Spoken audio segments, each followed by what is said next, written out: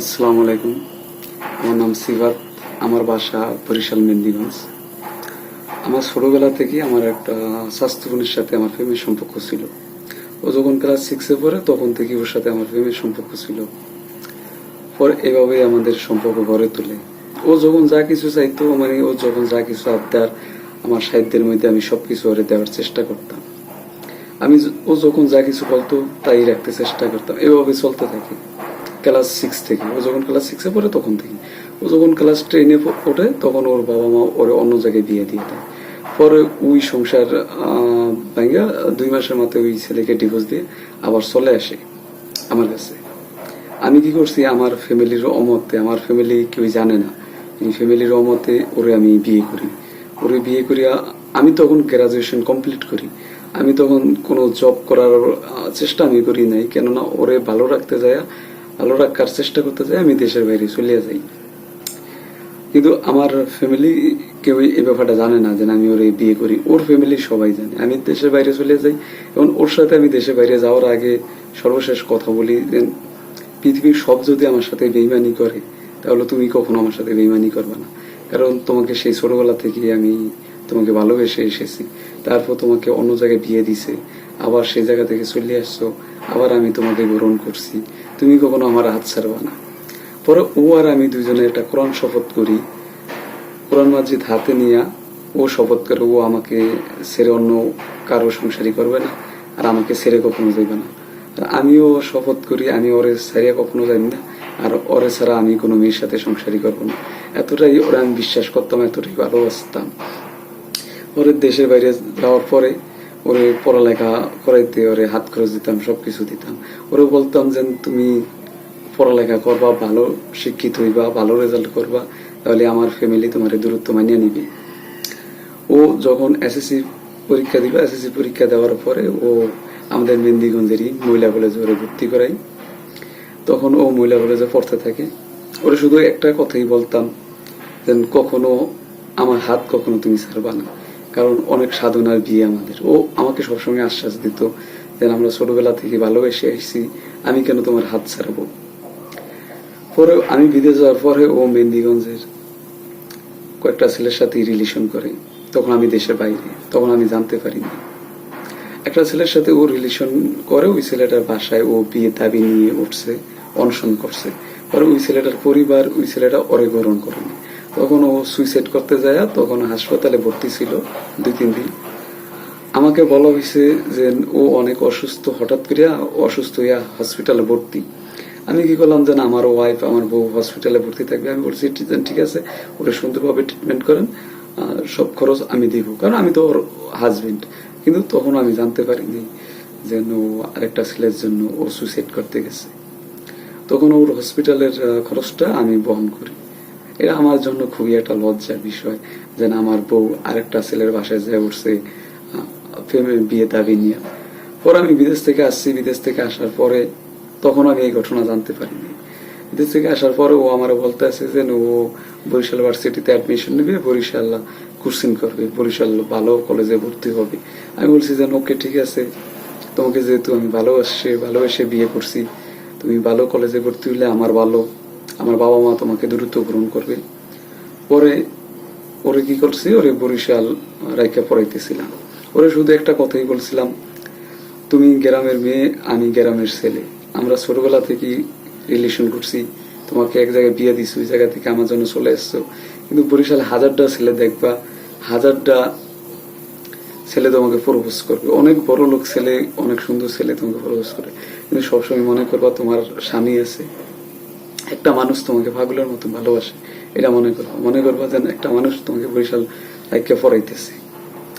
ও কি করলো, ও আবার বরিশালের আরেকটা ছেলের সাথে রিলেশন করলো। তখনও কিন্তু আমি জানি না, আমি ওর হাজবেন্ড হিসাবে ছিলাম, আর বরিশালে ওর আরেকটা ছেলে ওর পরকীয়া স্বামী হিসাবে ছিল। পরে এইভাবে চলতে লাগলো। পরে কি করলো, আরেকটা ছেলে, তার নাম শাহিন ভাই, তখন ও কাউকে বলে নাই যেন ওর বিয়ে হয়েছে। আমিও কাউর কাছে আমি কাউকে শেয়ার করি নেই যে আমি ওর বিয়ে করছি। তখন হয়েছে শাহিন ভাইয়ের আত্মীয় স্বজন ওরা দেখে পছন্দ করে, ওদের বাসায় বিয়ের প্রস্তাব পাঠায়। ওর আম্মু কি করছে, পরে আবার শাহিন ভাইয়ের সাথে কথা বলতে দিচ্ছে। শাহিন ভাই সুইডেনে থাকে, সুইডেন প্রবাসী। ও শাহিন ভাইয়ের সাথে কথা বলতো, আমার সাথে কথা বলতো, আবার এমনকি বরিশালের ছেলে সাকিব ওর সাথেও কথা বলতো। একসাথে 3টা সম্পর্ক ও মেনটেন করতো। পরে ও বিভিন্ন সময় শাহিন ভাই থেকে বিভিন্ন সময় ওর বার্থডে, ওর ক্লাসমেটের বার্থডে, বান্ধবীর বার্থডে, ওর আব্বু অসুস্থ, ওর আম্মু অসুস্থ, এইভাবে করলে শাহিন ভাই থেকে ও প্রায় 5 মাসে 1 লাখ টাকার উপরে ও শাহিন ভাই থেকে নেয়। পরে 5 মাসে শাহিন ভাই থেকে ও 1 লক্ষ টাকা নেয়। আমিও ওরে হাত খরচ দেই, শাহিন ভাই থেকে নেয়।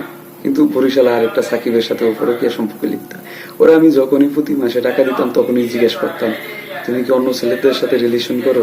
ও সবসময় বলতো যে দুর্বোকা, আমার একটা বিয়ে হইছে, আবার তুমি আমার বিয়ে করছো, আমাদের অনেক স্বাদের বিয়ে, অনেক সাধনার বিয়ে, তাহলে আমি আবার আরেকজনের সাথে কথা বলবো কেন? একটা মানুষ কয়টা বিয়ে করতে পারে? ও সবসময় বলতো একটা মানুষ কয়টা বিয়ে করতে পারে। এই কারণে ওরা আমি অগাধ বিশ্বাস করতাম যে একটা মানুষ আসলে কি এতগুলো বিয়ে করতে পারবে, এটা আমি ওরে বিশ্বাস করতাম। পরে আমাদের মধ্যে 2025 সালের নভেম্বরের দিকে আমার সাথে ওর সাথে একটা ঝগড়া হয়। ঝগড়ার পরে ও আমার সাথে কন্ট্যাক্ট বন্ধ করে দেয়। বন্ধ করার পরে ওর সাথে আমার শেষ কথা হয় ডিসেম্বর 16 তারিখ। তখন ও আমারে বলে যে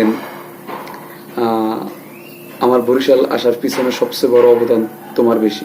আমি বলছি তাহলে তুমি আমার সাথে কখনো বেইমানি করবা না, কারণ আমি আমার পরিবারের বাইরে যাই তোমাকে বিয়ে করছি। এখন তুমি যদি আমার সাথে বেইমানি করো তাহলে আমি আর থাকতে পারবো না, কারণ আমি তোমাকে প্রচন্ড পরিমাণ ভালোবাসি।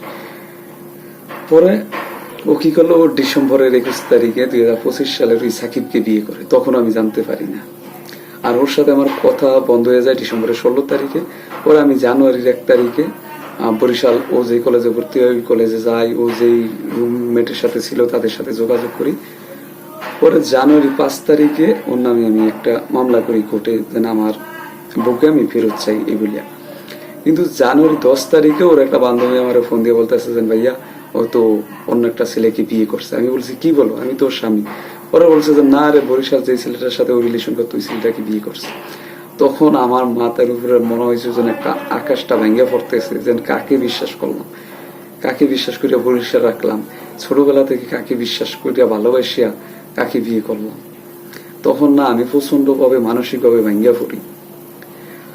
তখন আমাকে নিয়ে আর ওটা নিয়ে বরিশাল একটা নিউজ তৈরি হয়। নিউজ তৈরি হওয়ার পরে ওর যে ছেলেটাকে ও বিয়ে করে ওই ছেলেটার জানতে পারে যেন ওর একটা স্বামী আছে, স্বামী থাকা অবস্থায় ও আমাকে বিয়ে করে। পরে ও কি করলো, জানুয়ারি 22 তারিখে 2026 সালের ও একটা ভুয়া ডিভোর্সের কাগজ বানায়, ওটা জমা দেয় পোস্ট অফিসে। ওইটা ফেব্রুয়ারি 6 তারিখে আমার হাতে আসা পড়ে।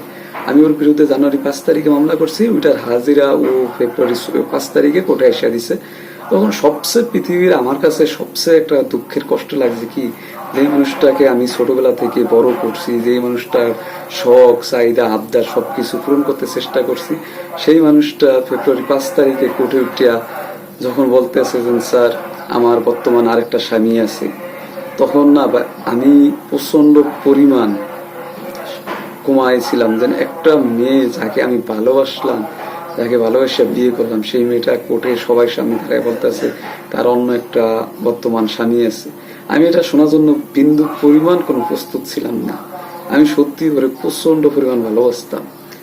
পরে ও কি করলো, ফেব্রুয়ারি 6 তারিখে ও আমাকে ফোন দিল। ফোন দিয়ে বললো যে ডিভোর্সের কাগজ হাতে পাইছো? আমি বলছি না, আমি এখন পর্যন্ত ডিভোর্সের কাগজ হাতে পাইনি, কারণ তখনও আমার বাসায় পিউন আসে নাই। ও কি করলো, ও মোবাইল দিয়ে ছবি তুললে আর কিছু কাগজ আমাকে পাঠিয়ে দিল। পরে আমি শুধু ওর একটা কথাই বললাম যে তোমার বিচার কোনো মানুষ করতে পারবে না, তোমার বিচার একমাত্র আল্লাহ তাআলা যদি করতে পারে, তাছাড়া তোমার বিচার আর কি করতে পারবে না। এটাই ওর সাথে আমার শেষ কথা ফেব্রুয়ারি 6 তারিখে। ও কি করলো, ফেব্রুয়ারি 10 তারিখে এসে আমার নামে একটা মামলা করে। আমি নাকি জানুয়ারি 17 তারিখে ওরে দর্শন করি, কিন্তু আমার কথা হইলো ফেব্রুয়ারি 5 তারিখে তো ও কোর্টে ছিল, তখন ওর মনে হয় না যেন আমি ওরে দর্শন করছি। ওর ফেব্রুয়ারি 10 তারিখে এসে মনে উঠছে ও শুধু শুধু একটা মিথ্যা মামলা দিয়ে আমাকে হয়রানি করতেছে। আরে যে মানুষটাকে আমি ছোটবেলা থেকে ভালোবেসে বড় করছি, যখন যা কিছু চাইতো সবকিছু আবদার সব পূরণ করতাম, যে মানুষটার অন্য জায়গায় বিয়ে হয়ে গেছে সেই জায়গা থেকে আমার জন্য চলে আসছে, আমি ওরে বিয়ে করি, বিয়ে করিয়া দেশে বাইরে চলে যাই, পরিবারের রহমতে সবাইকে না জানিয়ে ওরে বিয়ে করি, ওরে ভালো রাখার জন্য নিজে একটা চাকরি পর্যন্ত করলাম না, প্রবাসে গেলাম গিয়া।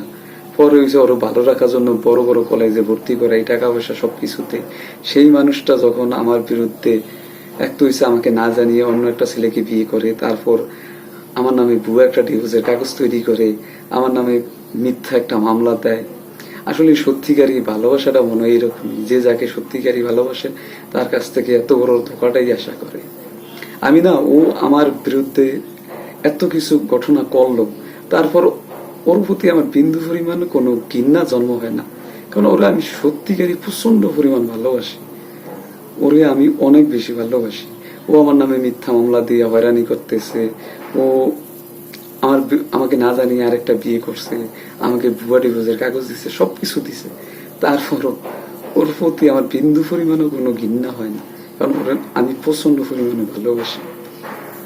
আর সবচেয়ে বড় কথা হইল, আমার ভালোবাসাটা পরকীয়ার কাছে আর টাকার কাছে বিক্রি হয়ে গেছে। ওরে আমি শহরে পাঠাই পড়ালেখা করতে। ও যখন দেখলো যেন শহরে আরেকটা ছেলে পাইছে, অনেক হয়তো টাকা পয়সা আছে, তখন আর ওর আমার মতন সিফাতের কি দরকার। কিন্তু আমি যেন ওর ছোটবেলা থেকে বড় করলাম টাকা পয়সা দিয়া, ও যখন যা কিছু চাইতো সবকিছু দিতাম। ভালো কিছু পাইলে আসলে মানুষ অতীত ভুলিয়া যায়, কিন্তু আমি না ওরা প্রচন্ড পরিমাণ ভালোবাসি, সেজন্য কিছু বলতে পারিনি। আর আমি ওরা সবসময় একটা কথাই বলতাম, আমি তোমাকে ছাড়া অন্য কোনো মেয়ের লগে সংসারই করবো না। আমি কখনো ওর জন্য আমি সারাটা জীবন অপেক্ষা করব, সর্বসময় মৃত্যুর আগ পর্যন্ত ওর জন্য আমি অপেক্ষা করব, কিন্তু ওরে ছাড়া আমি অন্য কোনো মেয়েকে নিয়ে সংসারই করবো না। এটা আমি যখন উমরা করতে যাই তখনও আমি এই কথাটা বলি।